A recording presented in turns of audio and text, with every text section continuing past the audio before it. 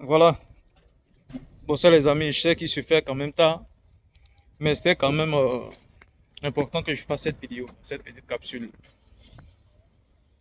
Il faut dire qu'on a tous des infiltrés, hein. Comme les gens du RHDP disent qu'ils ont des infiltrés au Burkina Faso, dans l'armée burkinabé. Nous aussi, on a des infiltrés aussi au RHDP. Bon, je ne vais pas dire infiltrés parce que ce sont des connaissances. Bon, j'ai un ami qui côtoie quand même pas mal de cas du RHDP et qui m'a appelé pour me donner quand même certaines informations par rapport à la démission du président Tidjane. Il m'a dit comme ça que vraiment les cas du RHDP ne s'y attendaient pas. Et qu'aujourd'hui, là, parce que la décision a été rendue un peu tardivement, la nuit, certains ont eu l'information à 4 heures du matin. Il dit ils se sont même réveillés même. C'est-à-dire, ceux qui ont reçu l'information, hein, au plus vite, ils ont appelé même tardivement. D'autres qui étaient dans leur sommeil pour leur dire ah, il y a une information qui vient de tomber que Tidjane Thiam a rendu sa démission. Donc systématiquement, ils se sont tous rendus compte de la stratégie. Et donc aujourd'hui, ils ont tenu une cellule de crise. Il y a certains cas du RHDP les plus extrémistes là. Ils ont tenu une cellule de crise pour plancher sur la question d'étudiants pour voir s'il fallait actualiser leur plan. Parce que le RHDP veut tout faire pour caporaliser le PDCID. Donc il dit, en tout cas, ils se sont concertés. Mais là, vraiment, je peux te dire que c'est vraiment chaud. Parce que jusque-là, ils utilisaient leur proxy Valérie Yapo. Mais s'ils poussent les bouchons loin, toute la communauté internationale, voilà, toute la communauté internationale saura qu'effectivement, c'était le RHDP qui était en arrière-plan. Qu'il ne s'agissait pas donc de Valérie Yapo.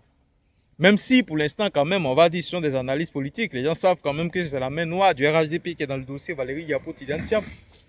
Mais là, ce que Tidjane Thiam vient de faire là, s'il bouge un doigt, c'est pas bon pour le RHDP. Donc c'est l'information qu'il m'a donnée. Il m'a dit, ah, en tout cas, c'est chaud. Que là, le président Tidjane Thiam, ils ne peuvent plus rien faire contre lui. Mais restez quand même vigilants. Restez vigilants parce que il y a des gens qui ne veulent pas que Tidjane Thiam soit candidat. Parce qu'ils savent que s'il est candidat, c'est fini pour le RHDP. Parce qu'il ne s'agit pas au fait même du PDCID, il s'agit de la survie du RHDP. C'est ce qu'il m'a dit.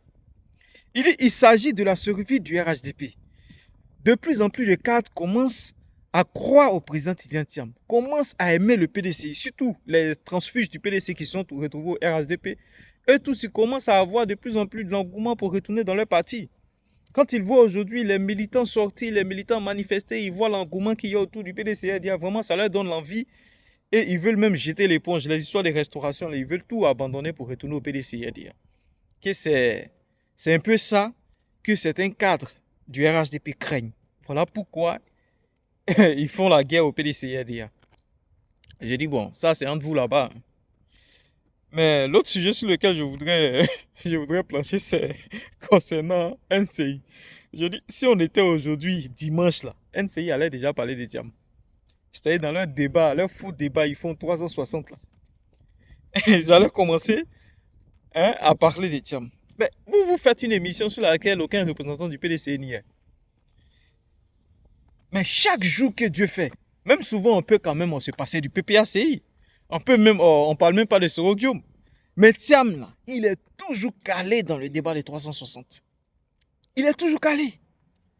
Ali Djarasouba, toi et ta présidente, là, celle qui a la chaîne, là, Dominique nous vient là, vous ne pouvez pas passer à autre chose. Mais laissez le PDC respirer un peu. On peut harceler quelqu'un comme ça. Il était président du PDCI. Vous avez monté toute cette machination-là.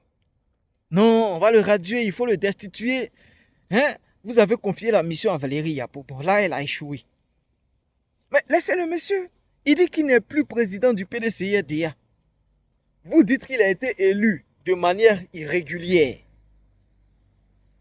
De manière irrégulière. Il dit, bon, je ne suis plus président du PDCIDA. C'est le doyen, là, qui est le président par intérim. Donc, votre plainte que vous avez déposée, là, ça ne me concerne plus parce que je ne suis plus président du PDCIDA. Mais néanmoins, le 14 mai, le 14 mai, c'est-à-dire après-demain, mercredi, là, le PDCI a son congrès. C'est un parti démocratique, c'est un parti voilà, qui s'organise de lui-même. Et nul ne doit s'y mixer dans les affaires intérieures du PDCI. Donc c'est au cadre, aux dirigeants du PDCI de s'organiser, de plancher sur les questions électorales quand ils veulent, comme ils le veulent et comment ils veulent l'organiser. Donc ils ont décidé de faire leur congrès le 14 mai, c'est-à-dire un congrès, une convention éclatée pour que tous les candidats puissent participer. Donc ceux qui veulent participer là, c'est le moment d'aller vous inscrire, payer votre caution 30 millions et puis aller participer. Et puis vous demandez au PDCRDA de proposer un plan B. Ouais, c'est la raison pour laquelle vous faites la guerre au PDCRDA. Le PDCI doit proposer un plan B. Pour l'instant, le plan A du PDCI, c'est le doyen en âge, Nkumu Ernest. C'est lui le président du PDCRDA. Et c'est lui qui était le plan A, notre plan A. Puisque vous nous demandez de présenter un plan B, notre plan B, là, vous allez le connaître le mercredi. Le mercredi 14 mai, là, vous allez connaître le plan B du PDCRDA. Ah, on va réchauffer ça pour vous donner.